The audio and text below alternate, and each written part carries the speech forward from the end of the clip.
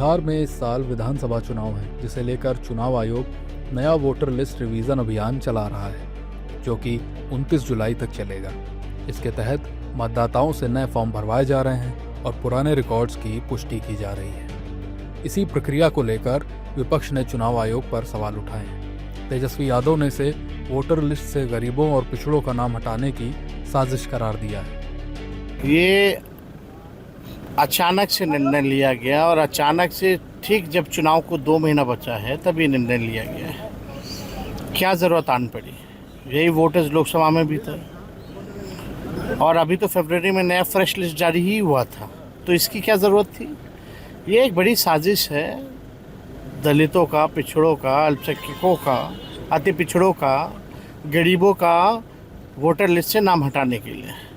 और ये नीतीश कुमार जी, मोदी जी मिलकर के गरीबों का नाम हटवाना चाह रहे हैं। आप देखिएगा, बिहार जो है बाढ़ का इलाका है और 73% जो क्षेत्र है बाढ़ से पीड़ित रहता है। लोग अभी जान में अपना बचाएगा कि इलेक्शन कमीशन को डॉक्यूमेंट देगा, और ऐसा डॉक्यूमेंट जो आप अपने माता का, पिता का आप जो है डॉक्यूमेंट दीजिए, उनके बर्थ ऑफ सर्टिफिकेट जो है वो दीजिए। कहाँ से? बिहार के लोगों के पास है ही नहीं। आप आधार कार्ड नहीं चाह रहे हैं, आधार कार्ड को मान्यता नहीं दे रहे हैं, मनरेगा कार्ड को मान्यता नहीं दे रहे हैं। तो ये बड़ी साजिश है जिसका हम लोग जो है भंडाफोड़ करेंगे और इलेक्शन कमीशन से लेके कहीं भी हम लोगों को जाना पड़े, ये हम लोग जाने का काम करेंगे। इस तरह का काम आखिर क्या ज़रूरत आ पड़ी है?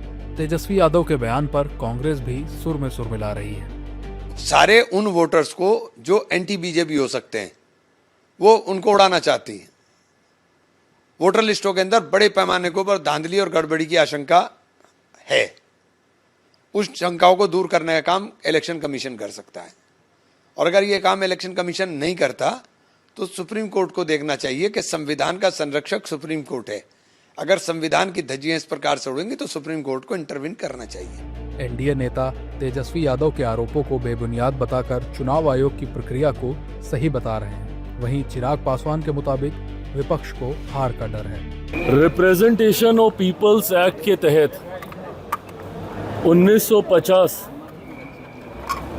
इसके तहत ये प्रोसेस समय समय पर अपनाया जाता है और इसको अपनाना भी ज़रूरी है, ताकि इसकी आड़ में जो फर्जीवाड़ा होता है, कई बार हम लोग देखते हैं कि अगर किसी का निधन हो गया उसके नाम भी उसमें वोटर लिस्ट में डला होता है, जिसकी वजह से जो सही मतदाता है, जो वोटर है, वो अपना वोट नहीं डाल पाता है।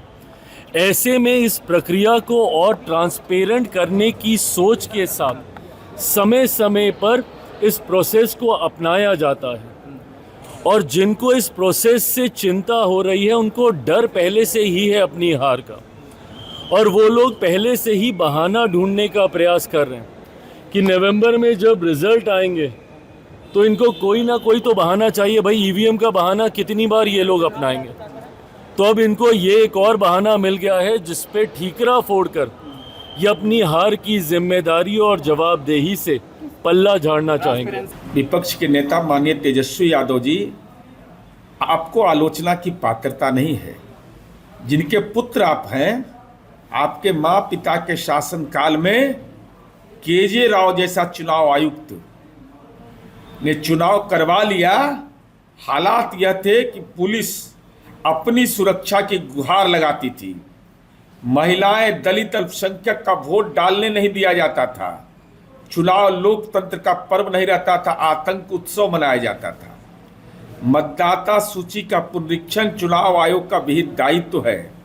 हर एक राजनीतिक दल को बूथ लेवल एजेंट बना करके चुनाव आयोग को सौंपना था।